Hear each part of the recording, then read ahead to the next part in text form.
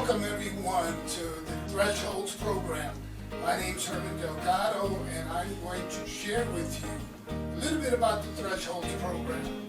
We'll also have a few other people come on and talk about their experience in the program, and a couple of other folks that are going to come on and talk about being mentors. The program started around the year 2001-2002.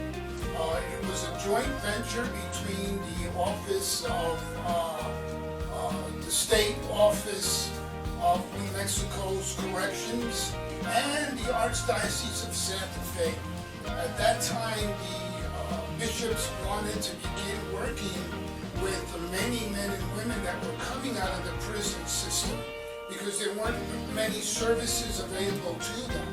Today, in 2022, there are a variety of different services for men and women coming out of prison. The people that we work with today, we call mentees. They're men and women ages 18 and older that are being released from state facilities, federal facilities, from jails.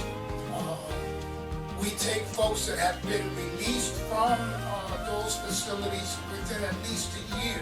So you can be in the community and be eligible for the threshold services. So what are we? We are a non-denominational re-entry program for men and women coming out of the incarceration system. We used to focus in on Albuquerque. However, today we work with anyone from any of the prisons. However, we focus in on 5 prisons. The Los Lunas facility, the Santa Rosa facility, Clayton, the penitentiary in Santa Fe, and the women's prison, which is today in Springer. We also work with people in any of the rehabs in Bernalillo County, Santa Fe community, Albuquerque community, and surrounding areas. We will work with you and support you and your family so that you stay out of the prison system. And Mary talked about that when she shared, or when she's going to talk about the services that we provide. So Mary will talk more about that. We get referrals from everywhere. You can be a self-referral.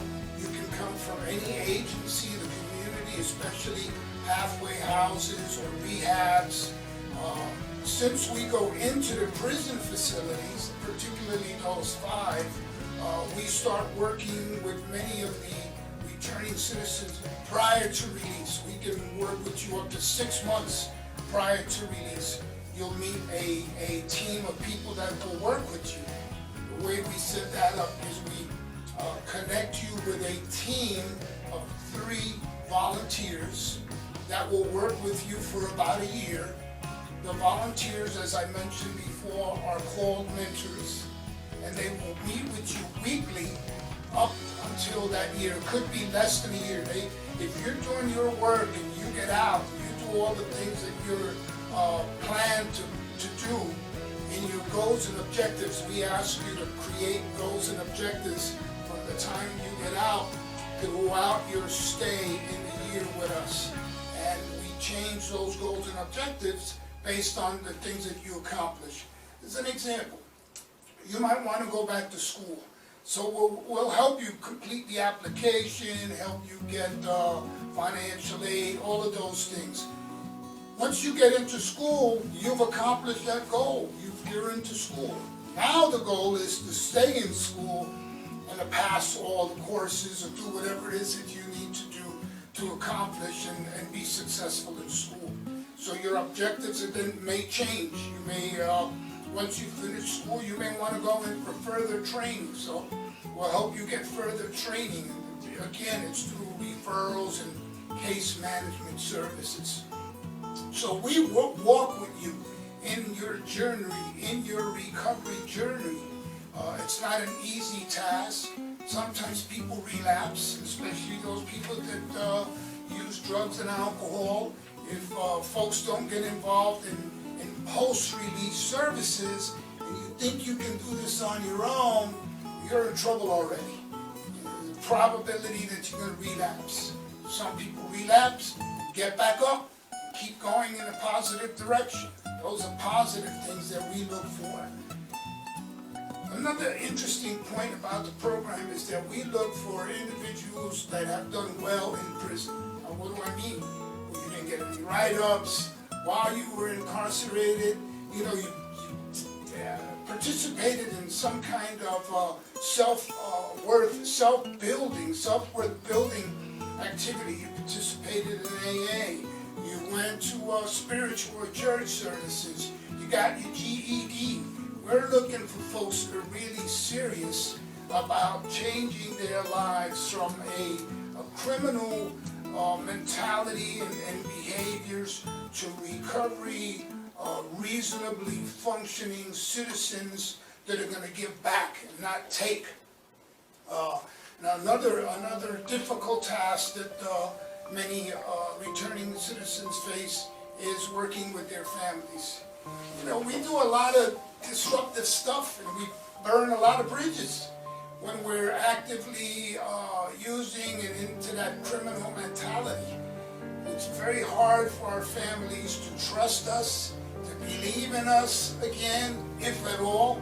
So we help you look at those issues and struggle with those emotional tasks. We are not professional counselors.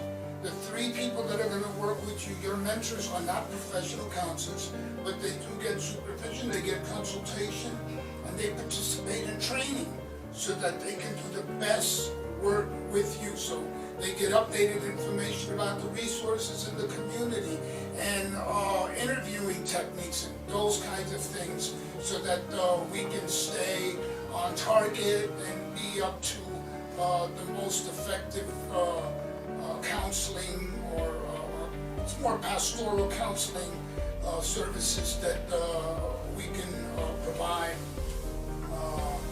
At this point, I think you've heard about all the services that we provide, all the odds and ends that we do. We do lots of little things.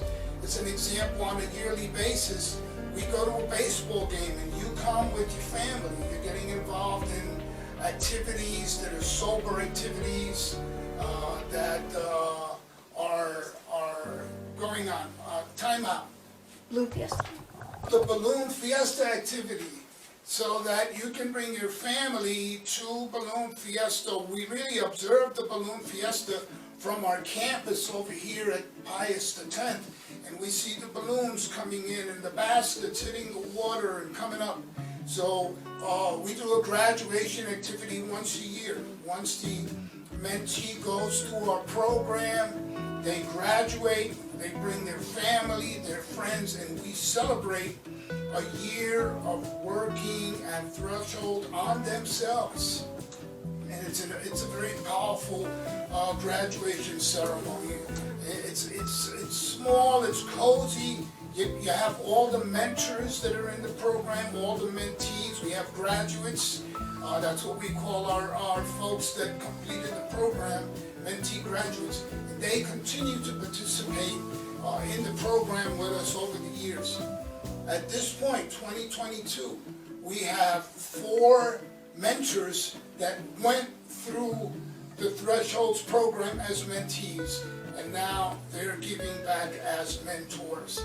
Now that's, like extra special because you're talking about somebody that not only has been to prison, but also went through Thresholds. They know the ins and outs and all the emotional roller coaster rides that we experience, individuals struggle with and suffer through, but at the same time also they experience that self-resiliency, the energy and the positive aspects of improving yourself and changing for the better. One of the most important aspects of your recovery in Thresholds is development of your spirituality. That's really a big piece for us. We're not going to tell you, to what religious denomination you have to get involved with. That's not what we're about. We will help you look at your connection to the greater power, to our higher power, and develop yourself and your sense of ethics, your sense of worth, your well-being, and that of your family, and the use of that spirituality to develop your true self, what we call your true self.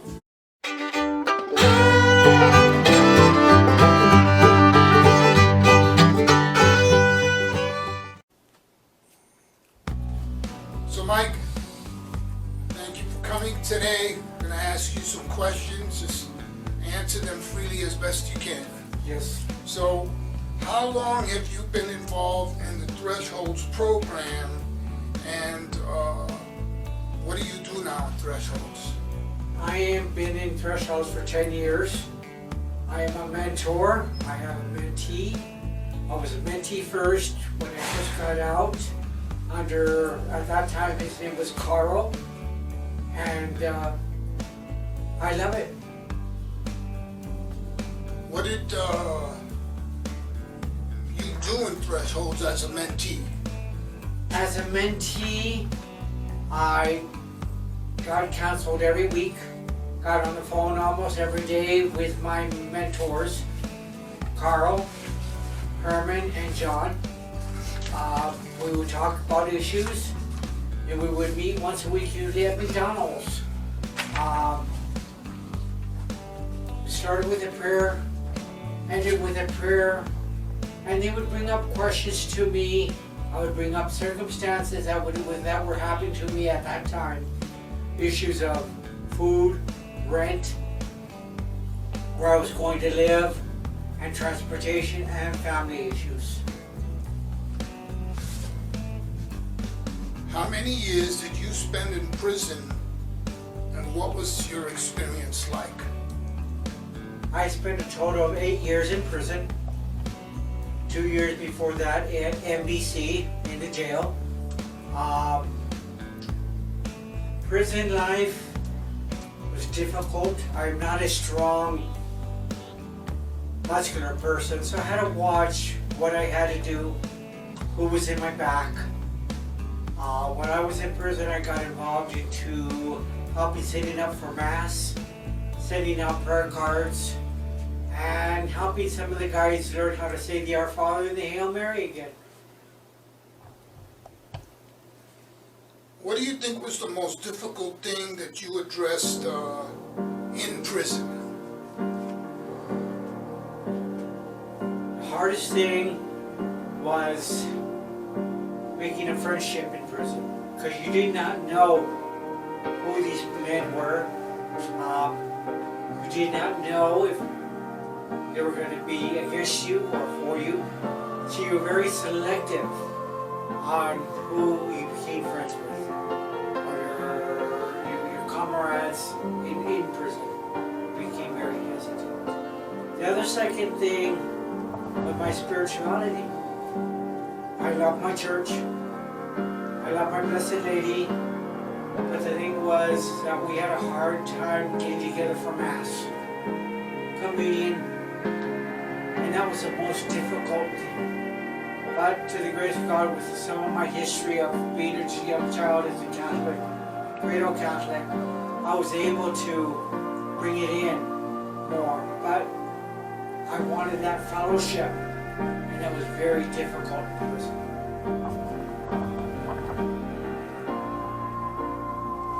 How did you learn about Thresholds in prison, and when you were getting out, what happened? Okay. Carl and another man came and talked to us about the Dismiss House. And part of Dismiss House, they talked about a halfway house, what they could provide and everything. And Carl spoke about this program called Thresholds. That was started with him and Sister Sue. I said I was interested. Carl talked to me one-on-one and sent me an application in the mail. I filled out the application, sent it out. Second time, my three mentors came, Herman, John, and Carl, and talked to me more extensively about Thresholds, what it stood for, what it wants, and what it asks you to be part of. I agreed to, and so when I got out, they were going to pick me up at the prison, but there was a little problem. I got set back about a month over some issues. So my date to get out was kind of very messed up. I got out, they put me on a bus and dropped me off at the bus station downtown Albuquerque. I called Herman, he came pick me up.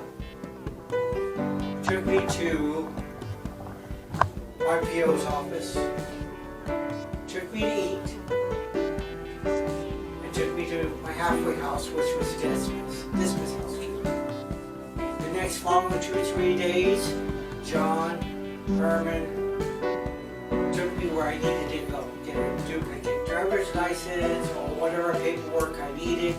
Took me to St. Vincent de Paul for clothing on 4th Street. Now they're on Manal. And they were there for me. One of my restrictions was that I could not be with family members. Carl, John, and Herman were my family.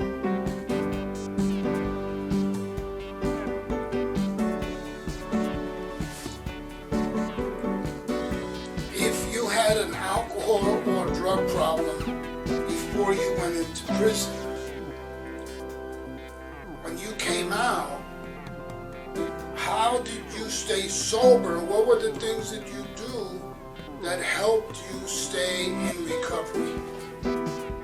I was a drinker, an alcoholic. I was a benger. I was the life of a party when I drank. Then I became the craftful one when I drank also. But when I got out, I went to meetings through Herman, his counseling, and my 2 other mentors. We talked about that. I was also involved in the VA. So I went to meetings there also at the VA. AA is very important to me. I lived one day at a time. Sometimes it was 1 minute at a time. And sometimes I'd have an issue. I could taste the alcohol. I was dry drunk. I'd call Herman, John, or Carl. We'd talk about it. That sensation, that feeling, that taste would go away. But it taught me through them that I had to face certain issues, certain things that I called onions, that I had to repeel some onions to get to the core. And as I took those onion peels away, through talking to people and verbalizing this is what I'm having a problem with, I was able to handle my sobriety.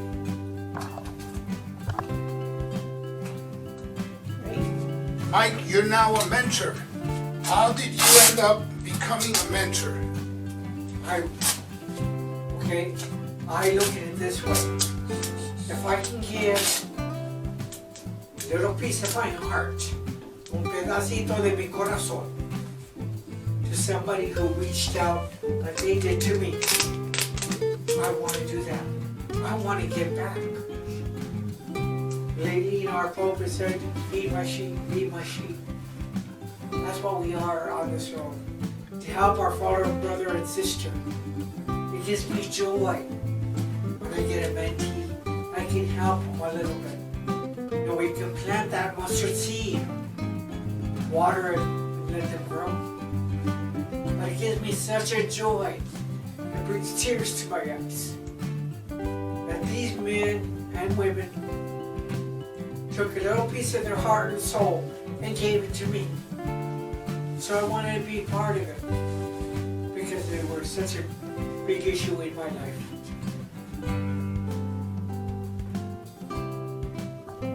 What advice do you have for returning citizens coming out of prison? Give it a chance. Open your heart, your soul. And if they seem to be blocked off or semi-close, open the mind. Accept what these men have to say, maybe bits by pieces, maybe moment by moment. Absorb it. And see how it goes, and then be opening to something else open, to what they might have to say or what our program says. something that we have a hard time looking within ourselves, or looking within, as I say, our bag of bologna in here. But let peace, small little piece, a millimeter, a meter, an inch, come out little by little. Take it bit by bit.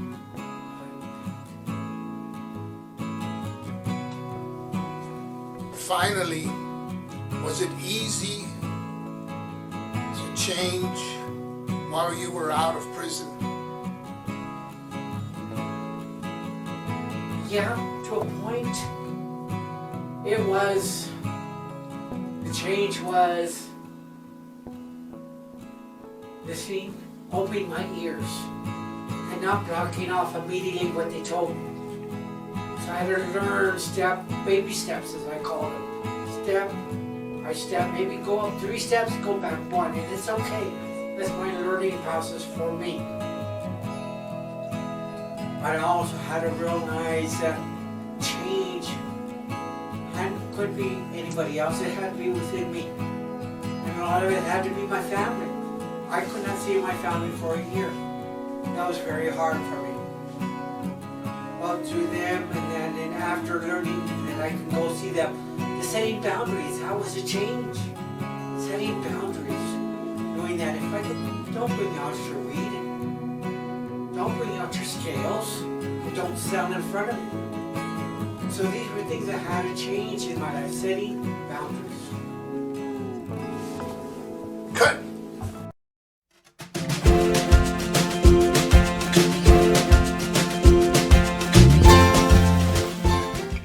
Hi, my name is Mary Briggs, and I just wanted to let you know some of the services that Parashoulders provides.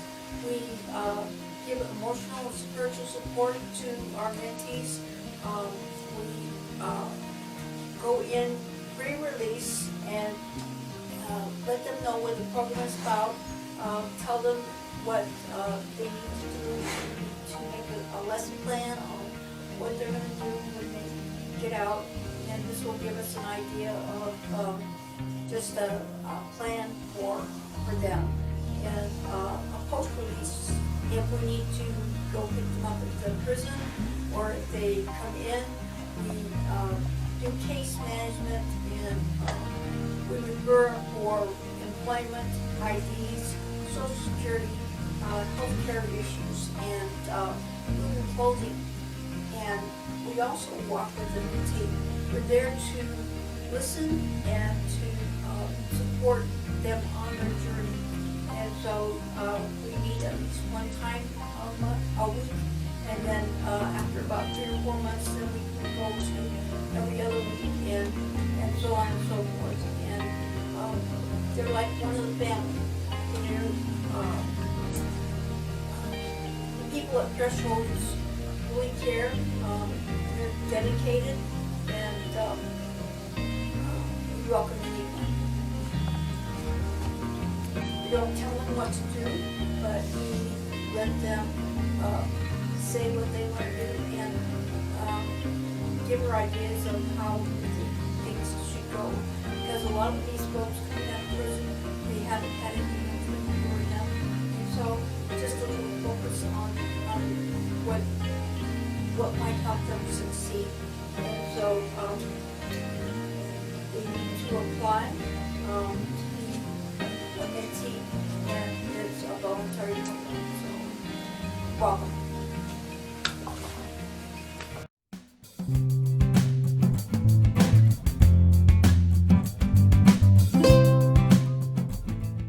How many years did you spend in prison, and what was your experience like? I spent approximately 18 to 20 years incarcerated, adult. I spent about 5 or 6 years as a juvenile, so I've been locked up about over 20 years. I did about 10 of it in super maximum security facility in Santa Fe. I've been to every institution in the state. My mom visited me in every institution in the state of New Mexico.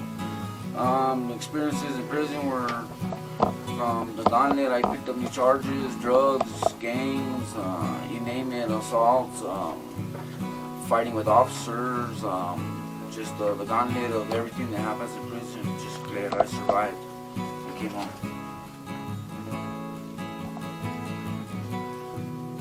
How did you learn about thresholds and get involved with them, and how long have you been involved with thresholds?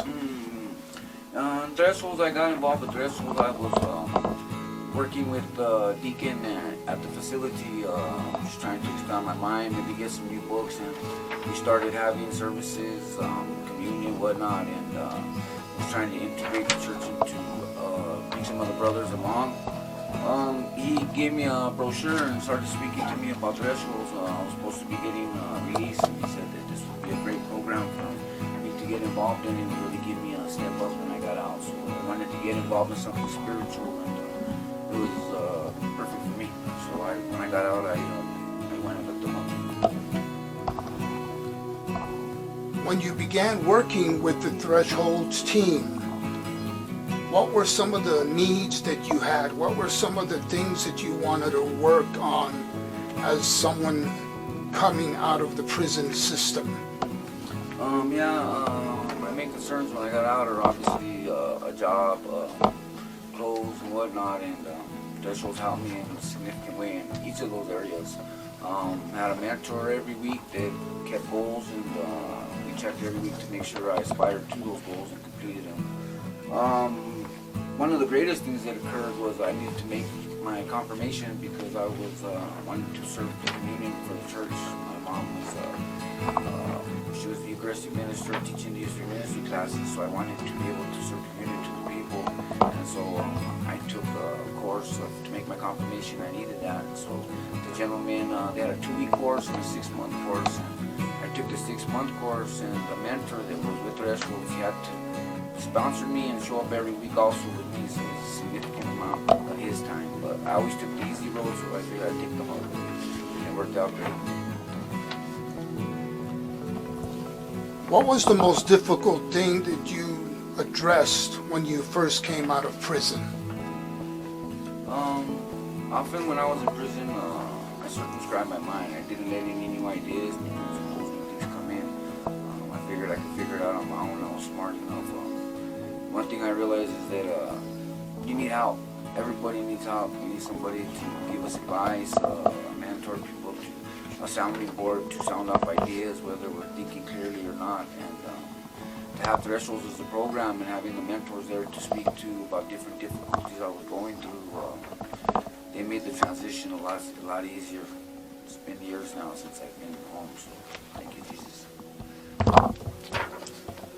If you had a drug and alcohol problem before going into prison, how have you stayed sober since being released and living in the community? How did you accomplish that, staying sober?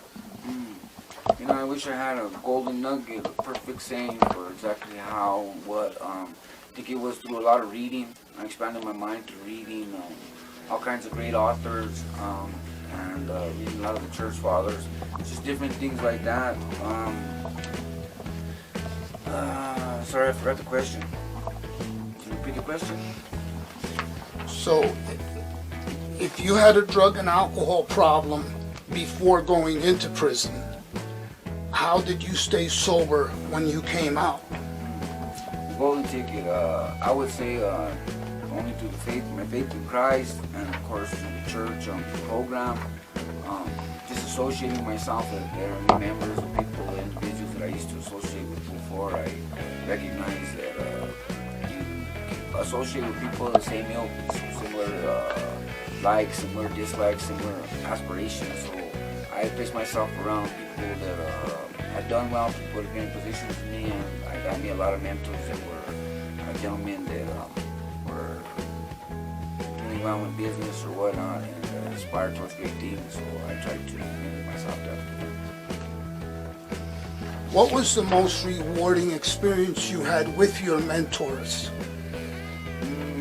I think the weekly meetings were substantial for me, giving goals, setting goals, and then coming back the next week and making sure I attained those goals, and if not push further. And like I had said previously, my confirmation class was a beautiful ceremony.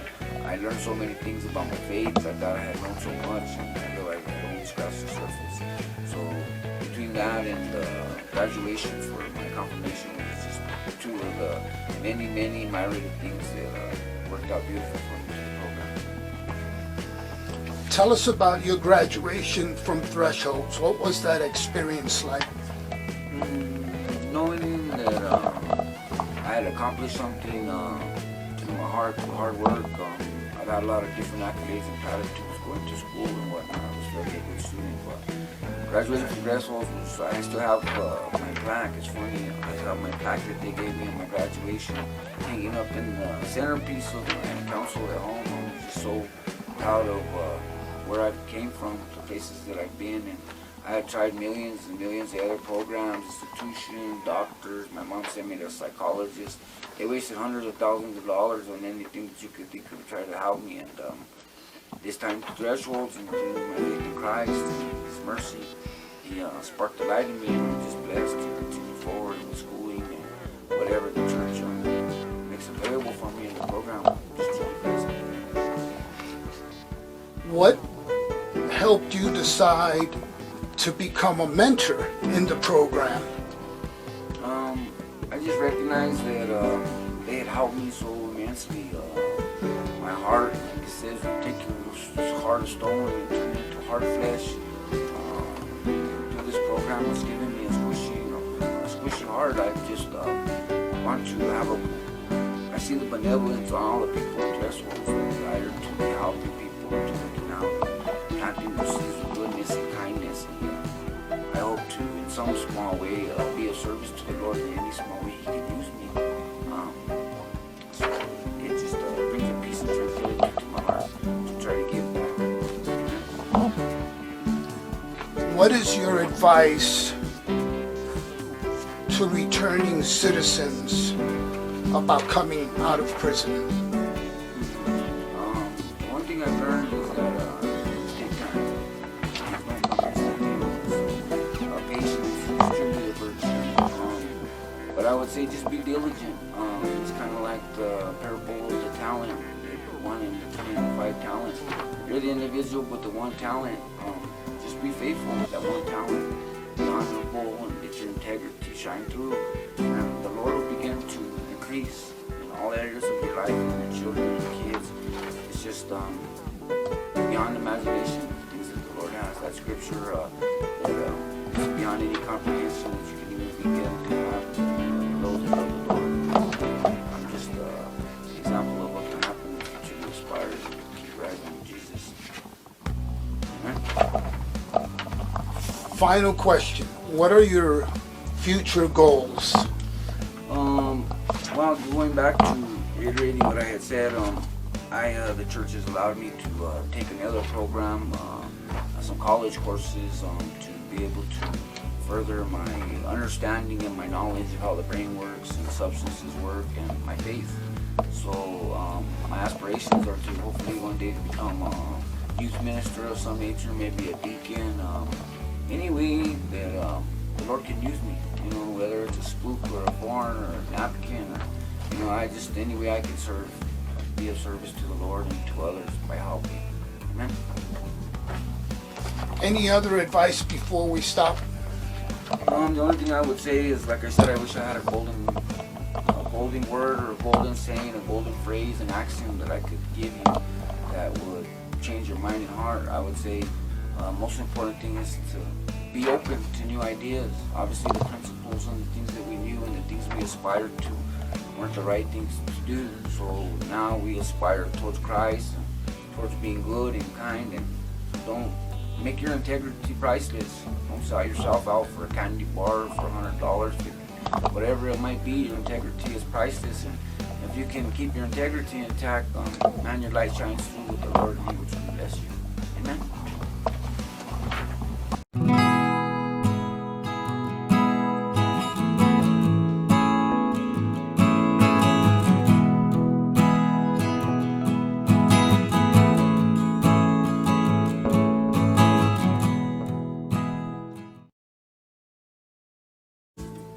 So I want to welcome you again to the program. I hope you got a nice little feeling for what Thresholds is all about and how it works. check out our website. There's going to be a PowerPoint page there for you to check out our website. Check out our email us anytime. The phone number is going to go up. So check us out. Feel free to call us anytime and come visit us at any time. Thank you very much, and God bless.